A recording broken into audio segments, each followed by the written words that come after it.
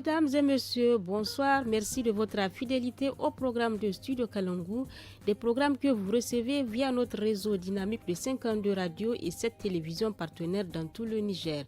Nos programmes sont également disponibles sur Facebook et sur WhatsApp.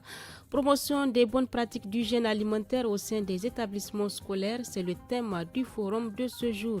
Selon l'Organisation mondiale de la santé, l'accès à des quantités suffisantes d'aliments sains et nutritifs est essentiel au maintien de la vie et à la promotion d'une bonne santé. Ainsi, pour prévenir les intoxications alimentaires et les indigestions, il est important de mettre l'accent sur l'hygiène alimentaire.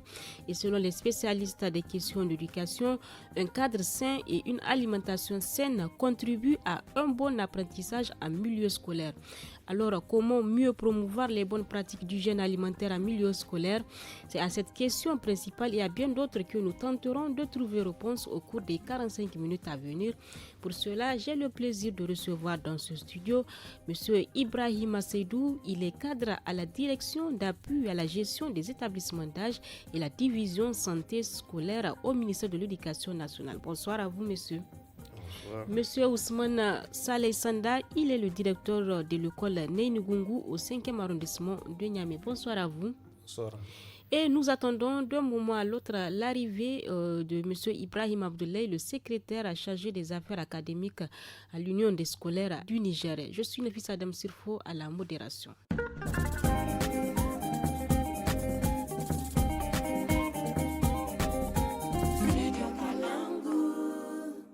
Bonsoir à tous et bienvenue dans ce forum. L'hygiène alimentaire en milieu scolaire, c'est de cela qu'il s'agit. Mais bien avant, tout le monde se demande de quoi il s'agit. Qu'est-ce que l'hygiène? Je commence par vous, Monsieur Ibrahima, de la direction division santé scolaire. Bonsoir. Bonsoir, madame. Donc, l'hygiène même en tant que telle, qu'est-ce qu'on entend par hygiène? Merci, madame.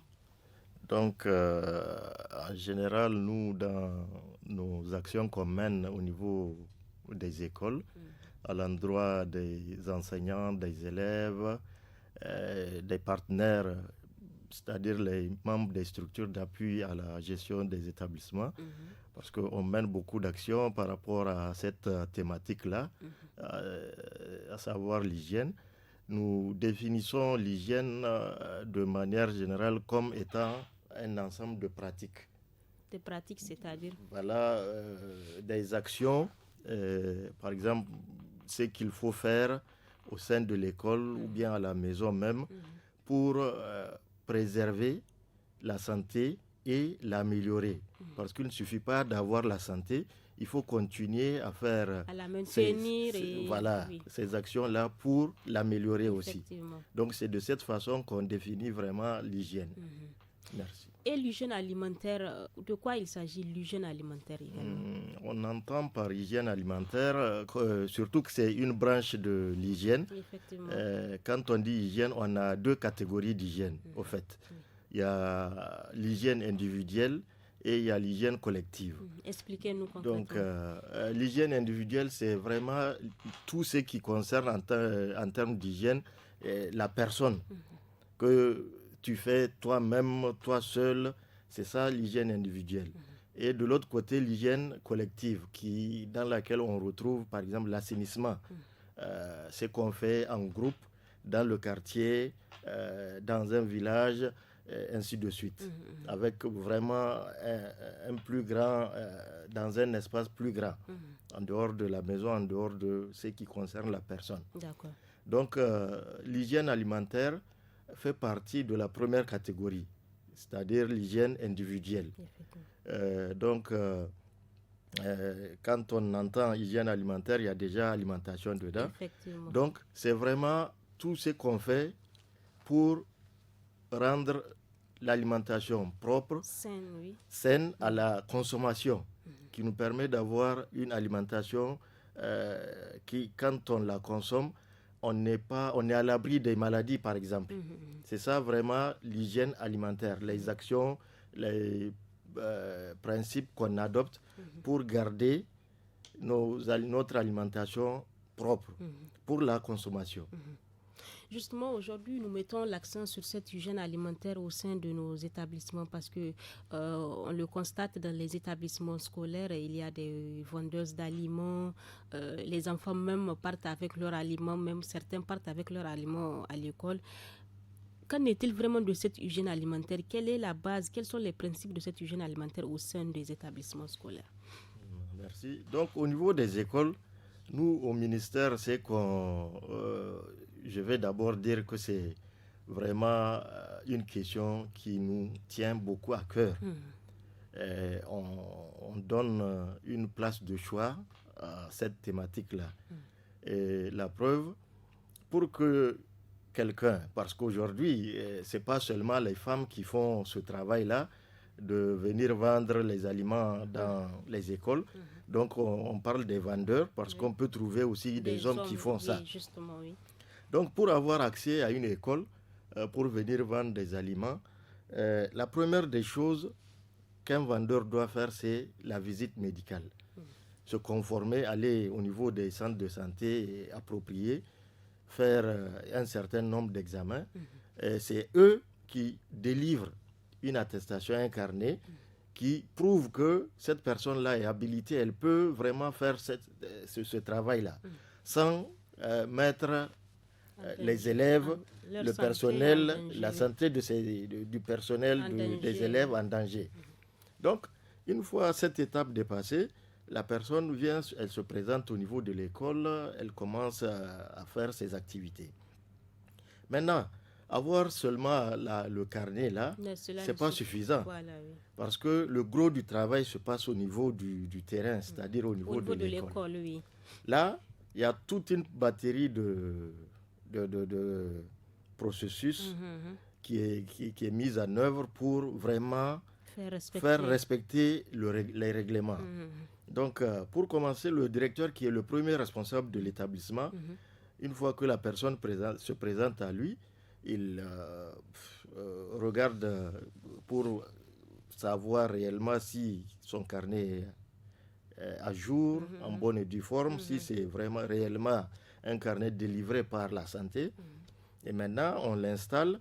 Et après ça, c'est un travail quotidien qui commence. Oui, justement, nous avons donc la chance d'avoir un directeur d'école dans ce studio qui va bien nous expliquer sur le terrain comment ça se passe. Alors, monsieur Ousmane Saleh Sanda, vous êtes le directeur de l'école Neynugungu au 5e arrondissement de Niamey. D'aucuns disent que pour permettre un bon apprentissage, il faut que toutes les conditions soient remplies pour l'élève et un espace sain et une alimentation saine en sont des facteurs. Et comme vient de le dire monsieur Ibrahima, un processus existe pour vraiment permettre à certaines vendeuses de venir vendre leurs aliments dans les établissements scolaires. Dites-nous, au niveau de votre établissement scolaire, comment vous abordez d'abord l'hygiène alimentaire? Dites-nous. Bonjour Nafissa, bonjour chers téléspectateurs. D'abord, pour être vendeuse ou bien vendeur, comme l'a dit monsieur, dans un établissement scolaire, la vendeuse doit d'abord présenter un carnet médical. Ce carnet médical est délivré par le district sanitaire qui prouve que réellement cette personne-là n'est pas infectée, c'est-à-dire cette personne-là est médicalement atteinte de certaines maladies contagieuses. Voilà, donc après présentation de ce carnet dans l'école, il y a une organisation au niveau même des vendeuses et une organisation au niveau du personnel. Donc au niveau des vendeuses, les vendeuses ont une présidente. Les vendeuses au sein de l'établissement. Au sein de l'établissement. C'est elle qui désigne cette présidente ou bien? Oui, c'est elle qui désigne la présidente.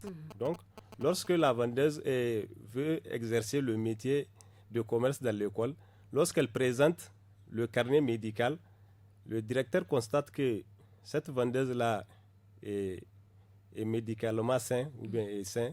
Donc maintenant, le directeur l'oriente vers la présidente des vendeuses. Donc la présidente des vendeuses lui explique les règles à suivre.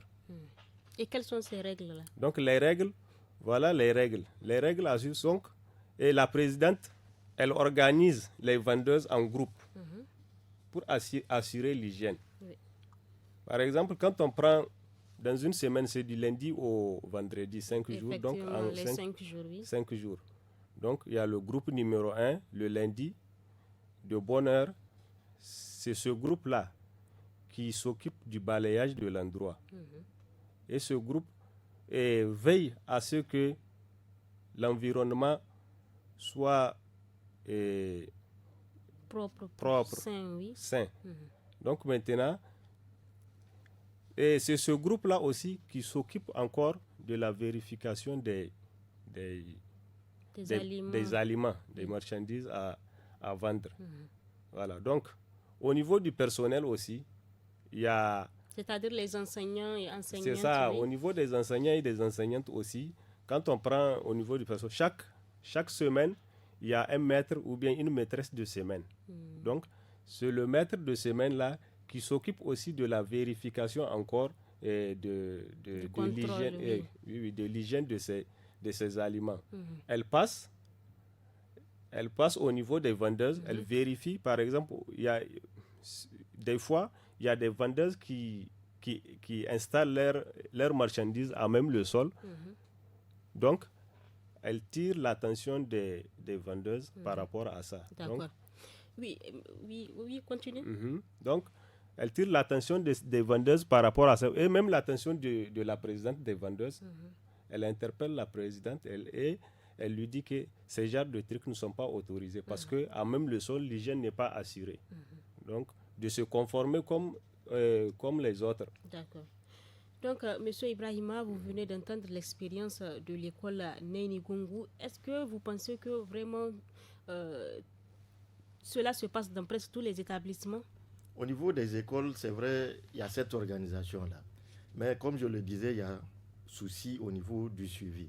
Comme il l'a bien dit, c'est les vendeuses elles-mêmes qui sont organisées pour faire le suivi entre elles. Donc, vous voyez, on ne peut pas être juge et parti. Donc, c'est un peu délicat. On ne peut pas se taxer, même si on a un mauvais comportement, on ne peut pas aller dire, bon, ça, c'est pas bon, ça, c'est... Donc, il y a au moins un point de...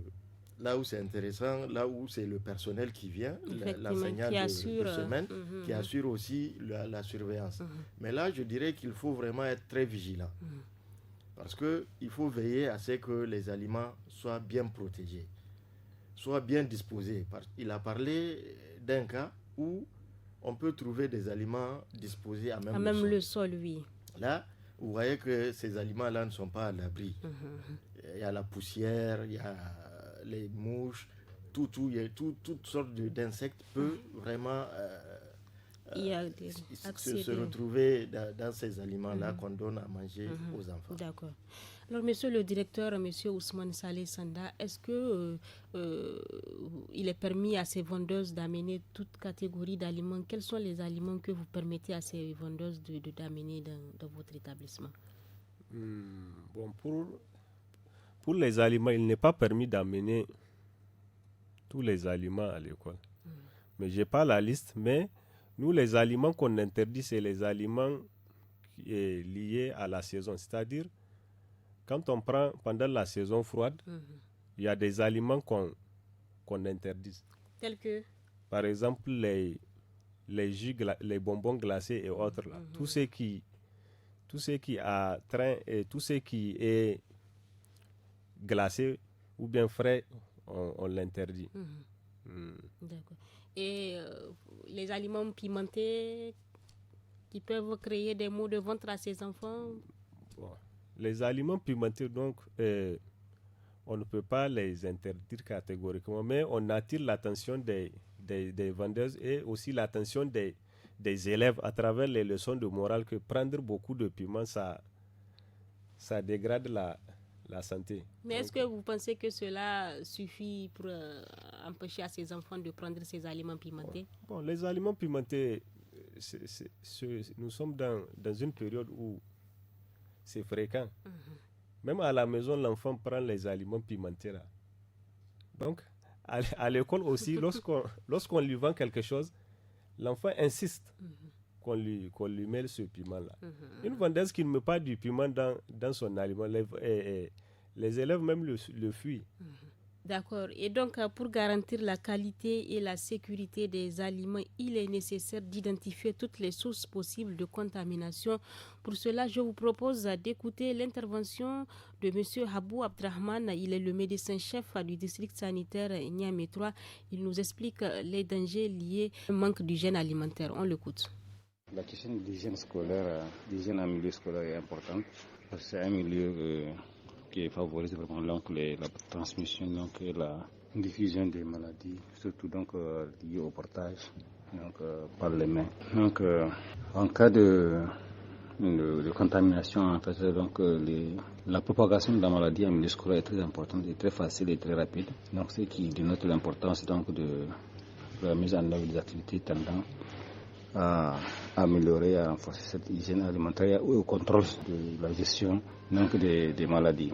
Le risque, c'est surtout l'éclosion des maladies diarrhéiques, les maladies liées au péril fécal, peut-être le dysenterie, les maladies parasitaires, les amébiases. Il y a aussi les autres maladies qui peuvent être contagieuses, les maladies infectieuses qui peuvent être aussi contagieuses. Et la diffusion aussi des germes qui est plus facile. C'était là donc le médecin-chef du district sanitaire Niamey 3, Dr Habou Abdrahman, qui nous explique un peu les risques, les maladies auxquelles les enfants sont exposés en cas de manque d'hygiène alimentaire. Et on sait que ce sont les élèves du primaire qui apparaissent comme les plus vulnérables aux risques liés à la consommation de ces aliments impropres. Monsieur Ibrahima, quelle réaction après écoute? Après avoir écouté le médecin-chef, je dirais que c'est réellement ce qu'on vit dans nos écoles. Il y a trop de risques de contamination. Par exemple, il a parlé du péril fécal dû à la défécation à l'air libre, parce qu'aujourd'hui, on sait que c'est vrai, l'État a fait beaucoup d'efforts, les partenaires en ont fait, il y a beaucoup de latrines. Oui. Mais on peut trouver des écoles dans lesquelles on n'en a pas, ou bien les latrines ne sont pas suffisantes, ou bien elles sont là, mais en mauvaises conditions. On ne peut pas les utiliser. Donc là, les enfants sont obligés de faire leurs besoins autour de l'école. Oui, souvent même à l'intérieur, à côté des toilettes, ils en font. Donc, si le directeur d'école n'est pas très très vigilant pour un peu éloigner les vendeuses d'aliments là de ces lieux qui sont vraiment source de parasites, donc vous voyez un peu le risque de contamination, parce que les mouches sont là. Au niveau des toilettes, ils peuvent se transporter facilement au niveau des aliments. Donc il y a réellement un souci. Donc c'est de faire tout pour disposer vraiment les aliments un peu loin des latrines. Ça c'est un. De deux, depuis, heureusement, je dirais, c'est pas heureusement parce qu'on ne souhaite jamais les maladies, mais depuis la pandémie de la Covid-19, on a pris l'habitude de faire le lavage des mains. Oui. C'est devenu un peu systématique au niveau de certaines écoles. C'est devenu un réflexe. Voilà. Donc, et pour les élèves et même pour le personnel. Effectivement. Donc, c'est de continuer vraiment, nous, à chaque fois, à chaque sortie, même si ce n'est pas le sujet qui nous amène, on met le doigt dessus pour un peu parler de ça, pour montrer le bien fondé de cette activité-là, que ça doit être systématique. L'enfant doit connaître les moments critiques dans lesquels il doit faire ce lavage des mains. Il y a des fois où on dispose le dispositif à l'entrée de la classe. Dès que l'enfant rentre, quand il sort, quand il sait déjà tous les moments auxquels il doit faire cette activité de lavage des mains. Effectivement. Donc, et surtout, avant de manger, c'est là où il faut mettre l'accent. Oui. Au niveau, ne pas se fatiguer, mettre l'accent au niveau des enfants. À chaque occasion, leur rappeler qu'il faut laver les mains avant de manger et après. Et au niveau, continuer à lui dire tous les moments auxquels il doit le faire. Ça lui permettra vraiment d'éviter beaucoup de maladies. D'accord. Donc, c'est quelques-unes des activités qu'on peut réaliser. Voilà. Oui, monsieur le directeur, que pouvez-vous dire? Est-ce que vraiment toutes ces règles-là, vous vous assurez qu'elles sont mises en œuvre, elles sont respectées dans votre établissement? Toutes ces règles-là ne sont pas présentement, elles ne sont pas présentées. Respectées. Respectées. Pourquoi? Parce que lors de la Covid, il y a le matériel qui est là. L'école est dotée des dispositifs. Presque tous les établissements ont été dotés, oui. Des dispositifs de lavage des mains et aussi du savon. Donc maintenant, ce phénomène est déjà passé. Maintenant, les écoles ne sont plus dotées de savon pour faire ce lavage des mains. Donc, nous, au niveau de nos écoles, ce que nous faisons, donc nous attirons l'attention des élèves. Nous attirons l'attention des élèves de ne pas manger avant de laver leurs mains. Surtout au niveau à travers les leçons de morale. Et aussi, chaque fois que l'occasion se présente, on leur rappelle tout cela. Mais si toutefois... Mais pourquoi vous ne mettez pas à la disposition de ces élèves vous-même ce dispositif de lavage de mains? Le dispositif de lavage des mains est là. Mais il n'y a pas du savon. On ne peut pas aussi demander aux élèves d'amener du savon. Il y a le dispositif qui est présent, il y a de l'eau dedans. Parfois, les élèves, il y a beaucoup d'élèves même qui lavent leurs mains avant d'aller en récréation. Donc, ils lavent leurs mains. D'autres aussi... Mais qui est chargé de doter les établissements en savon C'est l'État. C'est l'État qui est chargé de doter. Monsieur Ibrahima, que dire sur cet aspect? Donc, je vais dire sur là où il a fini. C'est vrai, c'est le ministère qui doit doter toutes les écoles de DLM, dispositifs de lavage des mains et de tout ce qui va avec. En question de l'hygiène. Voilà, le savon et autres. Donc, mais bon, on n'est pas sans savoir qu'il y a beaucoup de difficultés. Ce n'est pas toujours que l'État arrive à assurer cela. Mais moi, la proposition que je veux faire à l'endroit des écoles, c'est de voir au niveau de leur organisation CGDS, COGES, intégrer ça dans leur plan d'action. Payer du savon, c'est vrai, c'est sur toute l'année. Parce que la question de la santé est primordiale avant tout. C'est très très important. Donc il faut voir comment intégrer ça. C'est pas grand chose, bien que ça se fait sur toute l'année.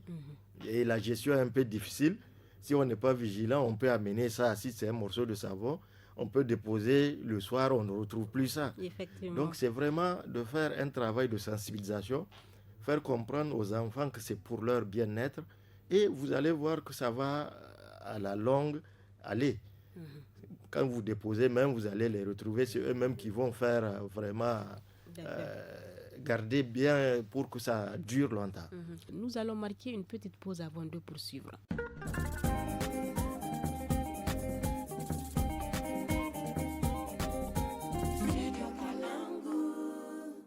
Comme je vous le disais, Ibrahim Abdoulaye, secrétaire chargé des affaires académiques à l'Union des scolaires du Niger, vient de nous rejoindre. Bonsoir à vous. Bonsoir, madame. Et merci d'être venu. Nous discutons ce jour de la thématique de l'hygiène alimentaire en milieu scolaire. L'hygiène alimentaire, vous, quelle est votre appréciation de cette thématique? Est-ce que vous pensez vraiment que les aliments vendus dans les établissements sont bien contrôlés selon vous? Et merci beaucoup, en tout cas, pour cette opportunité que vous nous avez donnée de venir parler d'une thématique aussi sensible que celle de l'hygiène alimentaire. La thématique, elle est actuelle dans tous nos établissements scolaires au Niger. Et au niveau de l'ISN, nous travaillons d'arrache-pied pour pouvoir permettre à nos camarades qui sont d'abord les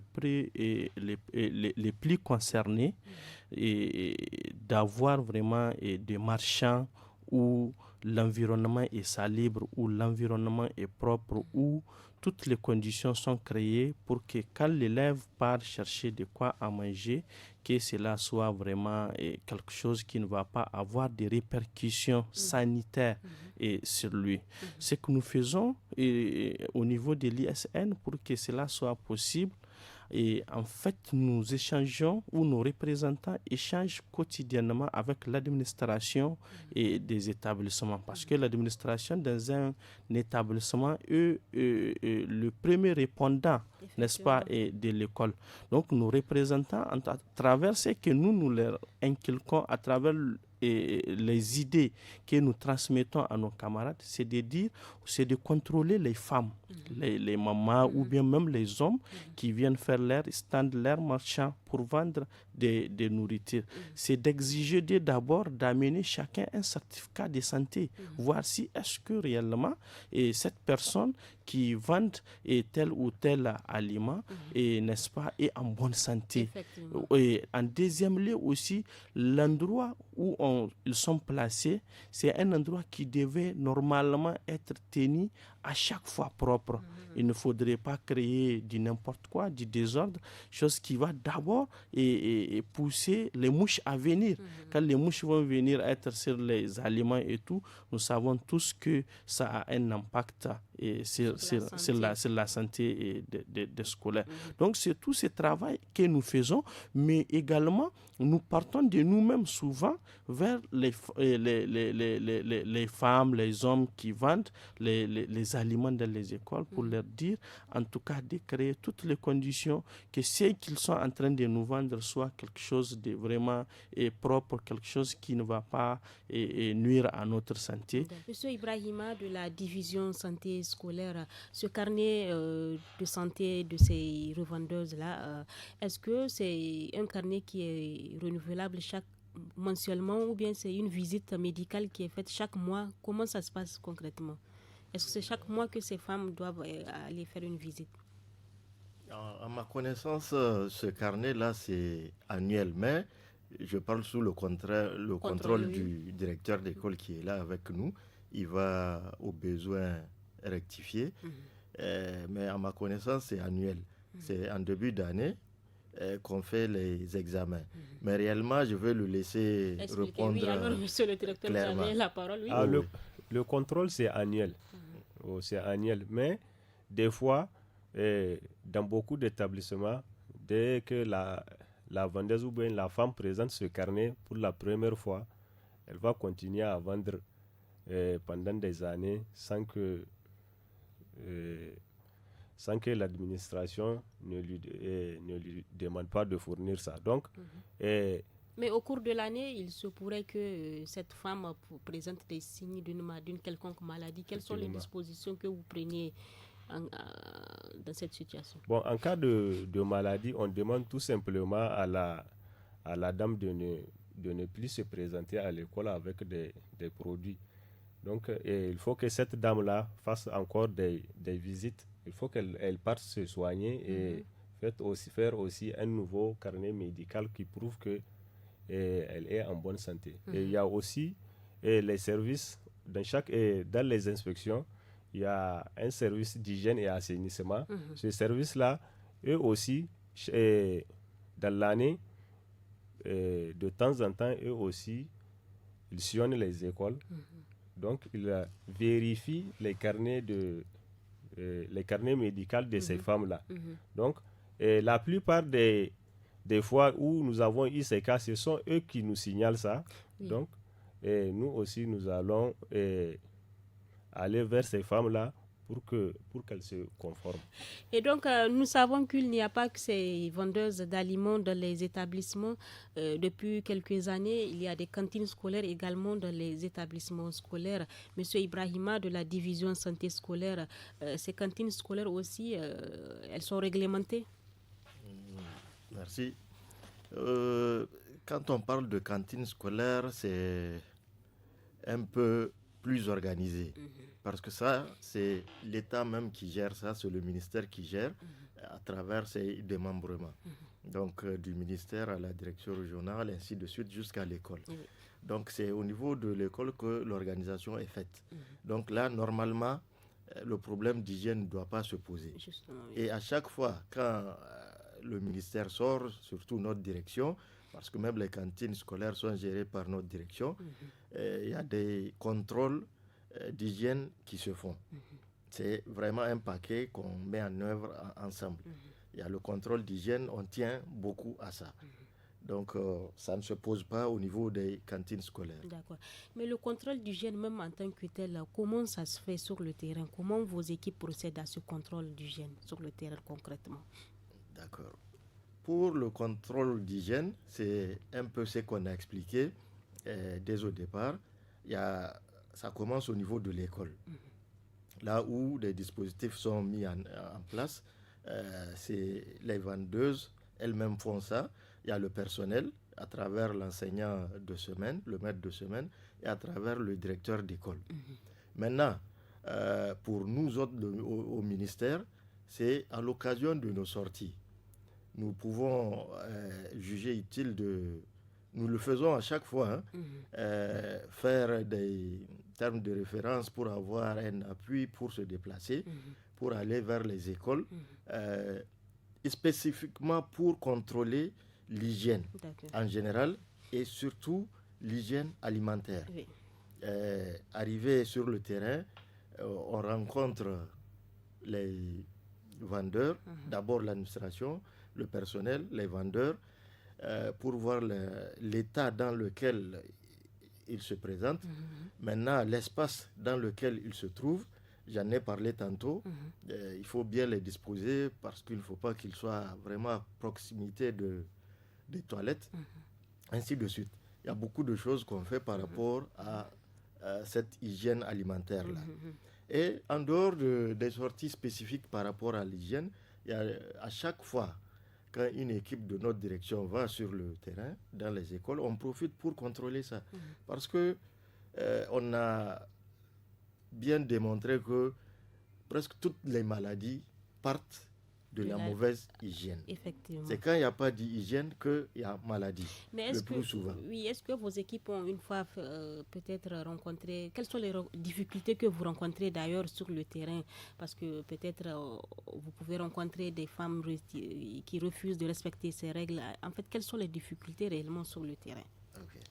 Donc, avant de répondre à la question, je dirais que le contrôle se fait aussi par nos collègues de la santé.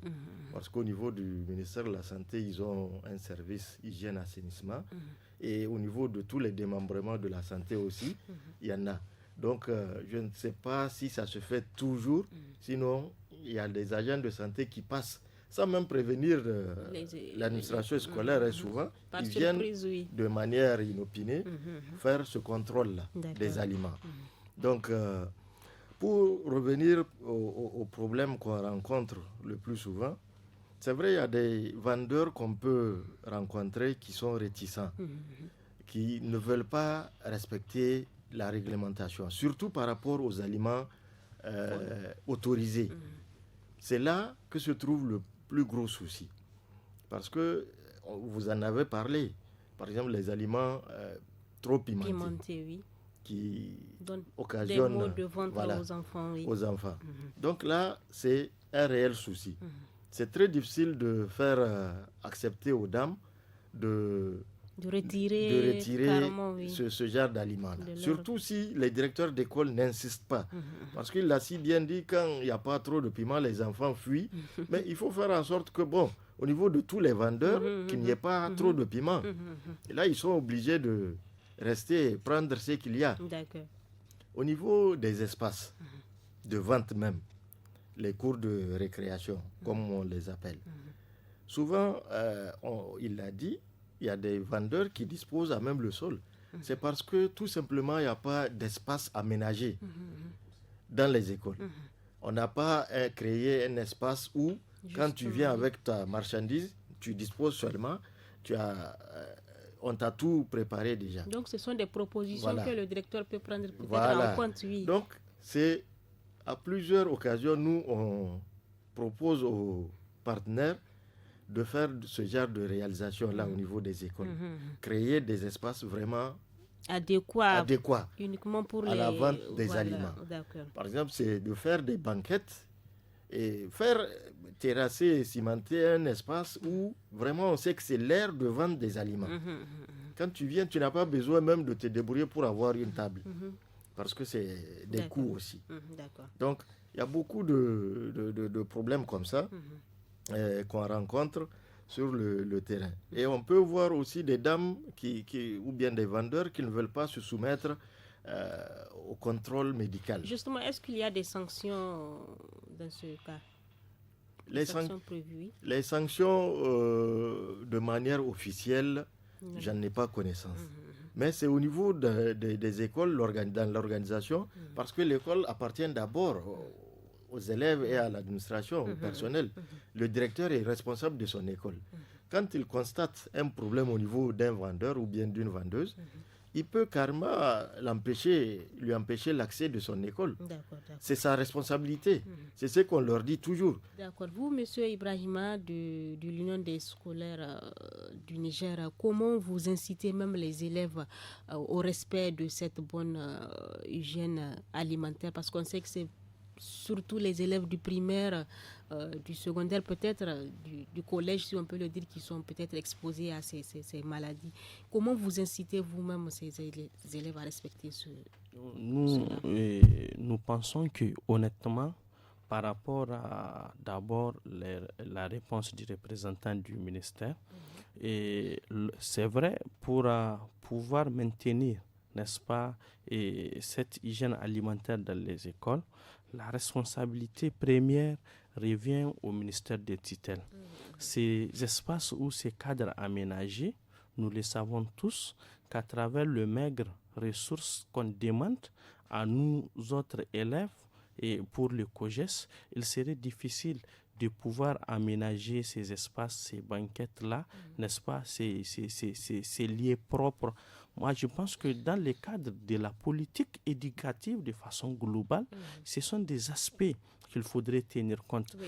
À chaque sortie, n'est-ce pas, de l'ISN, nous exigeons toujours à ce que les conditions idoines soient créées pour que l'école soit véritablement un espace ou un lieu où toutes les conditions sont créées.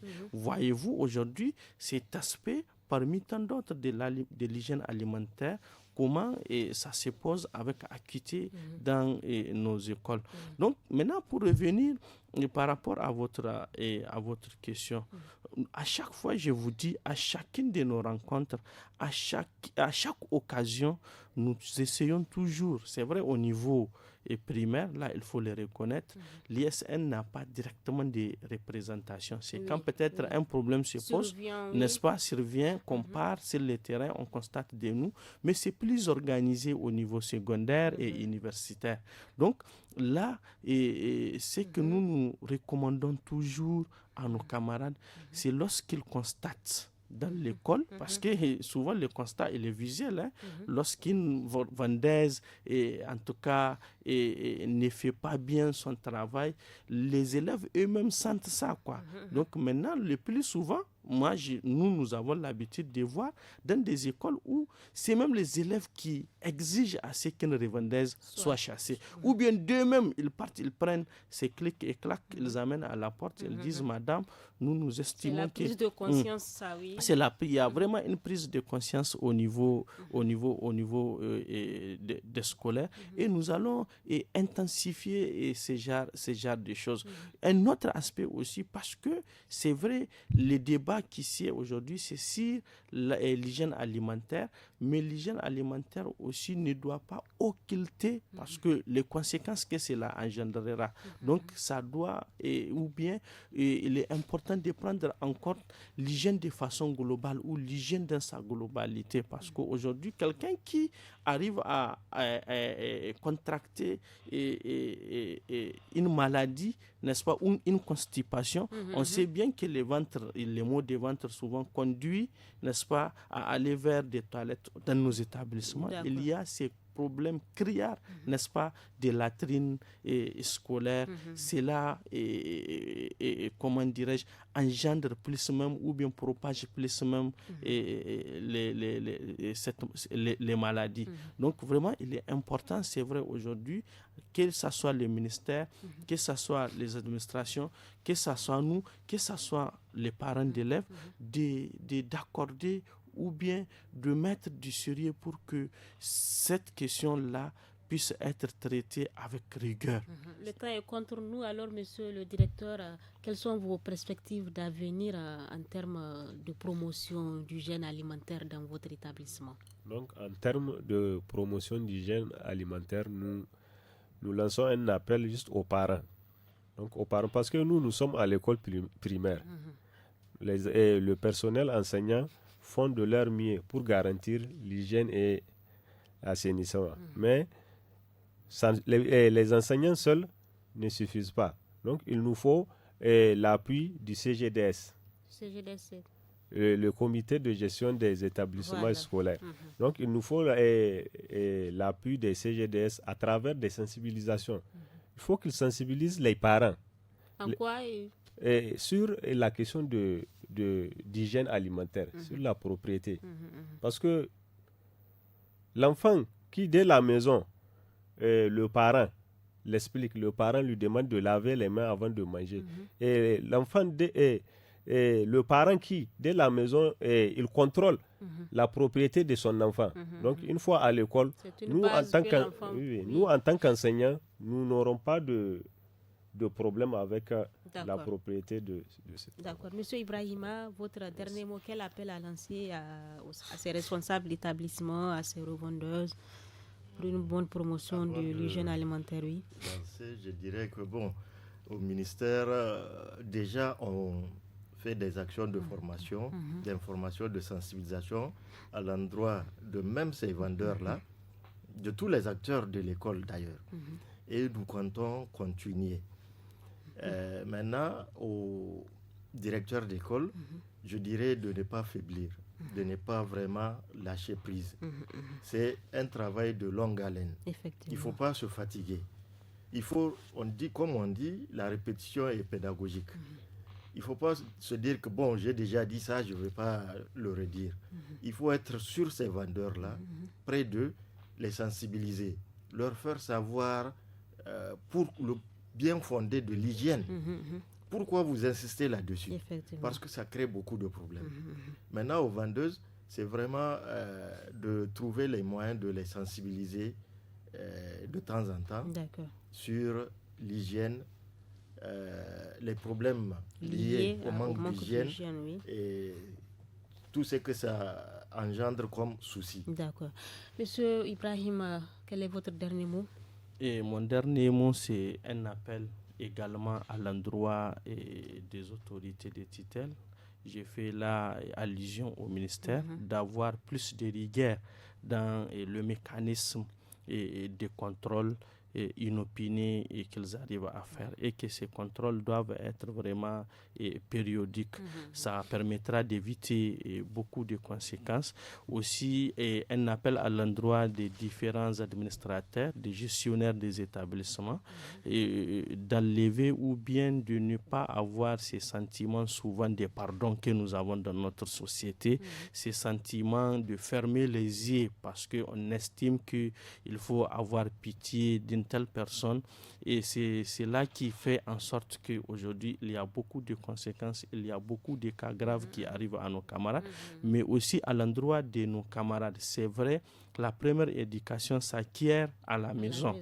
Maintenant, l'école aussi, c'est un cadre propice, un cadre idéal d'apprentissage et d'éducation. Nous savons tous les bonnes manières qu'il faut lorsqu'on est appelé à manger pendant la récréation. Le premier réflexe que nos camarades doivent doivent toujours avoir à l'esprit, c'est qu'avant de manger, il faut laver sa main avec du savon et de l'eau.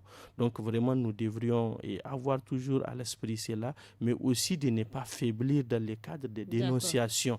Des dénonciations lorsqu'on constate des manquements, lorsqu'on constate des insuffisances auprès des revendeuses et des revendeurs, de signaler automatiquement au premier répondant de l'école qui est l'administration. Il faut donc signaler toute revendeuse qui ne respecte pas les règles d'hygiène en milieu scolaire. C'est sur ces mots que prend fin donc ce forum qui avait pour thème promotion des bonnes pratiques d'hygiène en milieu scolaire. L'hygiène alimentaire est donc un sujet d'actualité qui mérite d'être pris au sérieux et pour cela, les responsables d'établissement doivent procéder à un suivi régulier et être plus rigoureux afin de leur garantir un développement éducatif. J'étais donc dans ce studio avec M. Ibrahim Seydou. Il est le cadre à la direction d'appui à la gestion des établissements d'âge et la division santé scolaire au ministère de l'Éducation nationale. Merci d'être venu. Ousmane Saleh Sanda, directeur de l'école Neini Gungu au 5e arrondissement, était avec nous également. Merci d'être venu. Enfin, M. Ibrahim Abdoulaye, secrétaire chargé des affaires académiques à l'Union des scolaires du Niger. Merci également d'être venu. La technique est assurée par Seni Isaka, la régie vidéo Mustafa Ayuba. Je suis Nafisa Adam Sirfo à la modération. À très bientôt sur le studio Kalangu pour une nouvelle thématique. Au revoir.